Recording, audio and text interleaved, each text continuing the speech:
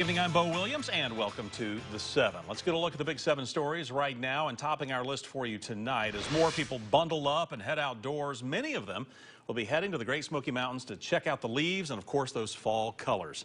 But with the beauty of the mountains comes the need to practice safety. WAT 6 on your sides, Paige Weeks, has more on what you need to know before hitting the trails.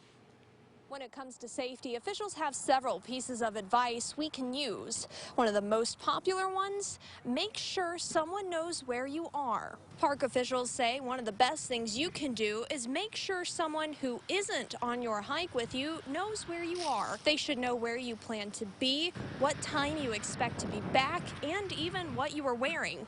That way, in case of emergency, they can tell first responders your last known location and plans. They can go ahead and start to contact authorities if you don't return on your plan time, and they can also, if you leave them a plan of where you're going to be, they can start to send emergency services to that area so they can find you more quickly. We have several more pieces of advice right now on WATE.com. We also have products you can keep on hand while enjoying the outdoors. Reporting in the Great Smoky Mountains, Paige Weeks, WATE 6 on your side. All right, Paige, thank you. Next on the Big 7, Morristown police investigating after a woman was found with gunshot wounds to the face.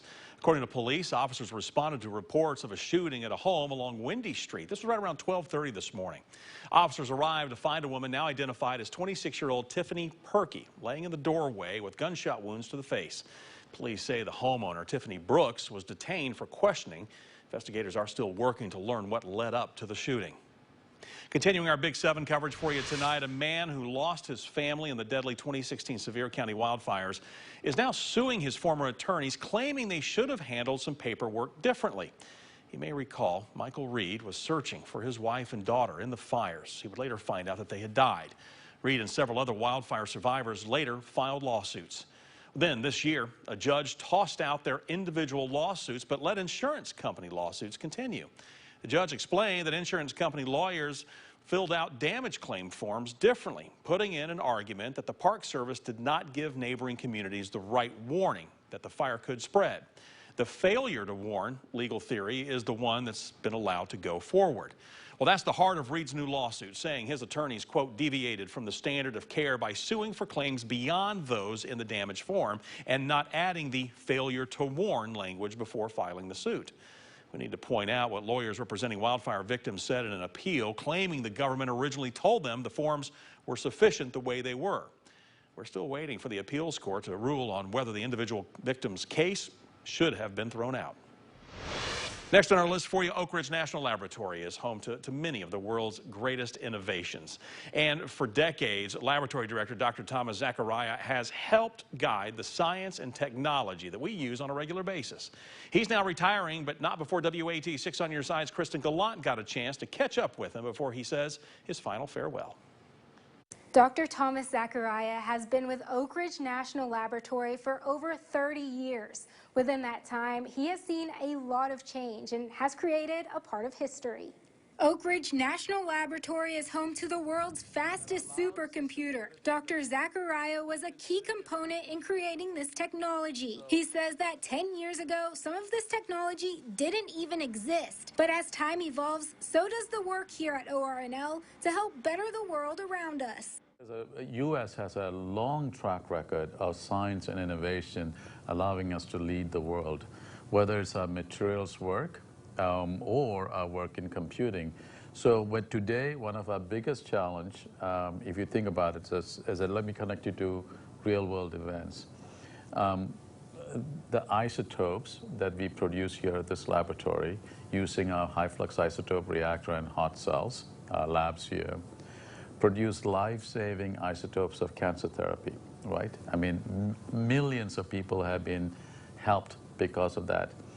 This is the world's fastest supercomputer, but Oak Ridge National Laboratory is always looking for new innovations. Their motto is Big Science, Big Impact. Reporting at Oak Ridge National Laboratory, Kristen Gallant, WATE 6 on your side. All right, Kristen, thank you. Next on the 7, Governor Bill Lee and the Tennessee Department of Labor are offering a new plan for those leaving prison or jail to reenter society. Today we spoke with Chris Cannon from the Department of Labor. He tells us less than half of people leaving jail successfully reenter society. But the governor hopes to change this. That's why he created the Office of Reentry to help people adjust to life back in society. The Office of Reentry coordinates and creates different opportunities as well as options for returning to society, including expunging records. In Tennessee, the recidivism rate is 46%. That means 46% of the folks who are getting out of jail are going to be back in jail within 3 years. And that's something we're trying to lower the number on, because really reentry is workforce development. Right now, there are employers across the state who need employees, but the number of people working in Tennessee is the highest it's ever been. So we need to tap into different pipelines of workers so we can provide our employers the workers they need. Individuals are getting training from behind bars so they come out skill ready. Then, when they are ready to be released, the Office of Reentry points them in the right direction for services like new birth certificates or driver's licenses or anything that they might be missing. Next up, early voting kicked off today, leading up to the November election. Election Day is on November 8th, but starting today, you have a chance to vote early. This is the general election following the primary elections, which were held back in July. There are a number of big races that we're going to be tracking here at WATE for you. Those include the governor's race, a number of seats in the Tennessee General Assembly, as well as 4 different state constitutional amendments. There are a couple reasons that it's better to vote early. One of them being you can vote in any of the locations in the county as opposed to your precinct on election day.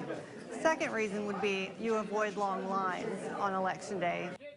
Even if you are not voting early, officials say it is still important to fill out those ballots to help save time and to make sure you fully understand all the options. Officials say it is important to look at a sample ballot before heading to the poll. Now, early voting runs today through November 3rd. Election Day is Tuesday, November 8th. And if you want to learn more or you want to look at those sample ballots for your county, just go to WAT.com and look for this story. Next on our list tonight, state wildlife regulators have a new proposal for one of the most popular types of fish in East Tennessee. We're talking about bass. Fishermen may soon have to change their approach when they get a big one on the line.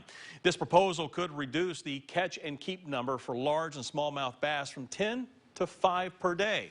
And in Douglas Lake, the bass are not getting to the quality size most anglers like. In fact, many East Tennessee anglers have brought up the issue that they are not seeing as many of the big fish in the lakes and rivers, which is why TWRA is putting an emphasis on the smaller size bass. In order for that to happen through regulation, you'd like to put your pressure on the smaller size fish, whether that's, this catch and release angling, tournament, harvest, whatever you want to call it. Let's try to get most of the focus on these smaller fish. Right now, the proposal is currently in the public comment stage, with comments being heard up to the next meeting in the first week of December. If passed, the new harvest numbers will go into effect in March of next year.